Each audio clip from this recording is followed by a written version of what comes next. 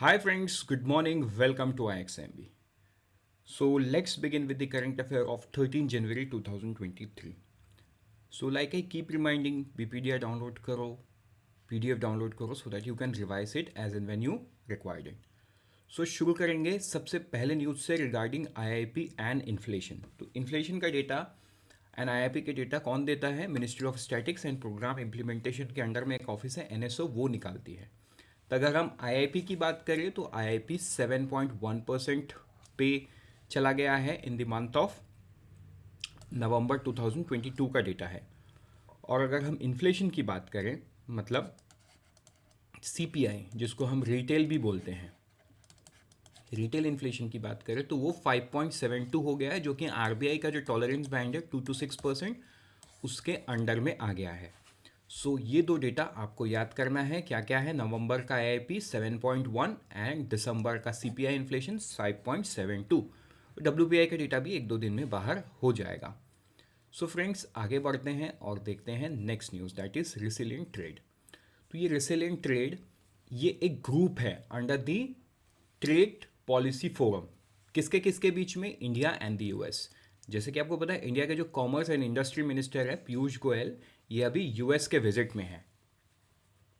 And ये उनके US visit का एक आउटकम है कि ये एक नया ग्रुप उन्होंने बनाया है, resilient trade under the trade policy forum, where both nations will initially focus on the new age trade issues such as environmental protection, promotion of labor right and sustainable lifestyle। मतलब अब वो traditional trade नहीं रहा है। अब मान के चलो कोई भी देश इंपोर्ट एक्सपोर्ट जो कर रहा है ना, they are very much cautious कि जो भी प्रोडक्ट का आदान प्रदान हो रहा है, खरीदे या बिक्री हो रहा है, वो एनवायरमेंटली प्रोटेक्टेड हो, एनवायरमेंटली रिसिलेंट हो, लेबर राइट्स ना हो। क्योंकि देखो, जब लिथियम का ट्रेड शुरू हुआ था पूरे दुनिया में, ये कहा जा रहा था कि अफ्रीका में और जो छोटे छोटे देश में जो लिथियम का माइनिंग होता है वो छोटे बच्चे करते हैं, राइट। एंड लिथियम एक रेयर अर्थ मटेरियल है और वो बहुत नीचे मिलता है। सो अगेन उस चीज़ का ट्रेड करके एनवायरमेंटल को प्रोटेक्ट करना दिखाना is also again not right thing, because उसमें जो लेबर काम कर रहे हैं उनके राइट्स के बारे में हम सोच नहीं रहे हैं। सो एक एक्सपेक्ट वो भी है, promotion of labour right and sustainable lifestyle. तो ये बहुत important and this are the new age trade issue.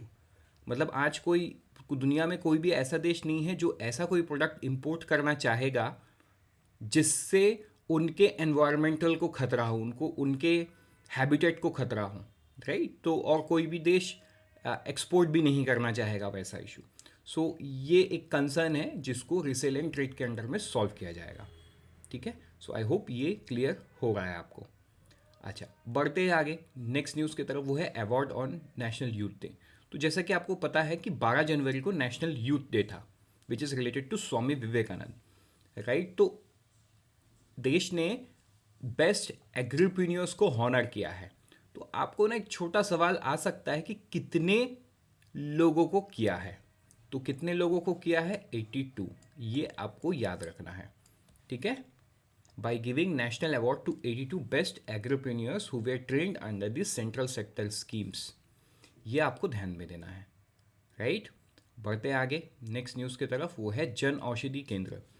तो देश में out of approximately 740 district, 651 districts में गवर्नमेंट ने जन औषधि केंद्र खोलने का अपॉर्चुनिटी देश के सामने रखा है। तो उस फार्मासिस्ट जो खोलना चाहते हैं they can work on it. तो अभी इसमें टारगेट क्या है गवर्नमेंट का? The government has set a target to increase the number of Jan Aushadhi Kendra to 10,000 by March 2024। The product basket of Pradhan Mantri BJP comprises 1759 medicine and 280 surgical devices covering all major therapeutic group।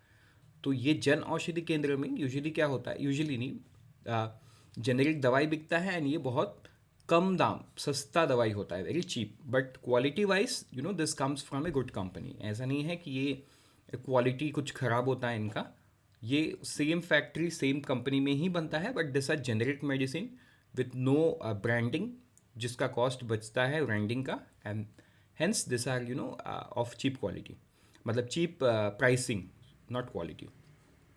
तो कितने district में opportunity आए हैं? 650 one. तो इसमें government कितना पैसा देने वाली है ये भी इंपॉर्टेंट है। Under P M B J P an incentive of ₹5 lakh is provided to the Jan Aushadhi Kendra as financial assistance. ये हो गया। And one time additional incentive of ₹2 lakh किसको दिया जाएगा?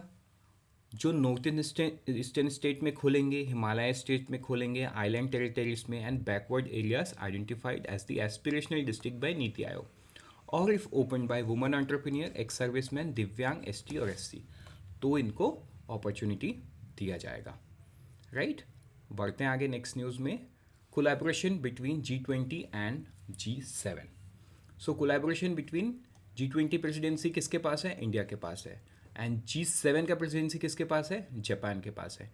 तो ये दोनों ने, राइट, तो जापान के जो एनवायरमेंटल मिनिस्टर है वो इंडिया में आए हुए हैं। वो कौन है? मिस्टर अखिरो निसुमुरा। ठीक है, ये मिनिस्टर ऑफ एनवायरनमेंट जापान है, ये आए हुए हैं। तो इन्होंने डिस्कस किया ये जो लाइफ स्कीम है, राइट, तो ये बहुत इम्पॉर्टेंट है लोगों को एडॉप्टेशन के लिए, मतलब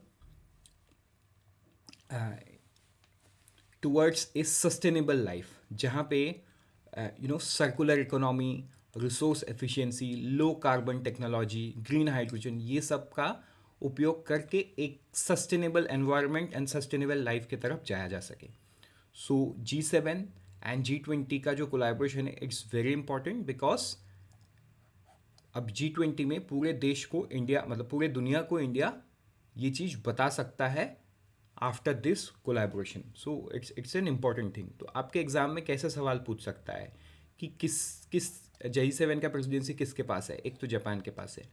किसके किसके बीच में कोलैबोरेशन हुआ? It's G20 presidency and Japan G7 presidency.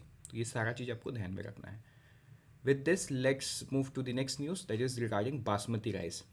देखो, बासमती राइस को लेके जो FSSAI है, food safety and standard authority of India, इन्होंने एक स्टैंडर्ड गाइडलाइन निकाला है जो कि 1 अगस्त 2023 को इफेक्टिव होने वाला है। उसके अगेंस्ट में उन्होंने स्टैंडर्ड में क्या बोला है कि बासमती राइस में नेचुरल फ्रेगनेंस कैरेक्टरिस्टिक्स रहेगा एंड इसमें कोई आर्टिफिशियल कलरिंग नहीं होगा, कोई पॉलिशिंग एजेंट नहीं होगा, आर्टिफिशियल फ्रेगनेंस नहीं डाला जाएगा। This standard also specify various identity and quality parameters of basmati rice such as average size of grain and their elongation ratio after cooking। तो ऐसा क्यों किया गया? क्योंकि आपको ध्यान होगा पिछले साल जब बासमती राइस इंडिया से एक्सपोर्ट हुआ था तो कुछ देशों का कंप्लेन था कि ये क्वालिटी सही नहीं है, मतलब इसमें आर्टिफिशियल कलर है।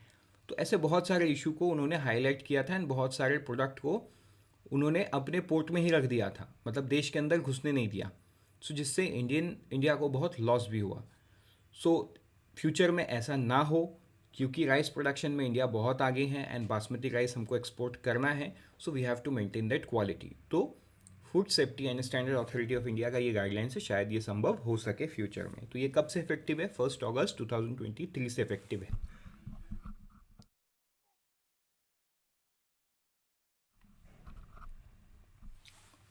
With this, let's move to the next news that is regarding an MOU. REC inks 3 strategic MOU in backdrop of Madhya Pradesh Global Investor Summit 2023। ठीक है, तो ये मध्य प्रदेश एंड REC ने साइन किया है, ये आपको ध्यान देना है। ठीक है, अब ये किसके किसके बीच में हुआ है? That's obviously not very much important. क्या ज़रूरी है कि REC रूरल इलेक्ट्रिसिटी कॉर्पोरेशन किसके साथ साइन किया है? It's a sign an MOU with Madhya Pradesh. With this we are done for today. Let's meet tomorrow morning once again. Till then, unfold your potential with IXMB. Thank you and all the best for all the exam that you are preparing, and always remember IXMB helps you prepare 50% faster.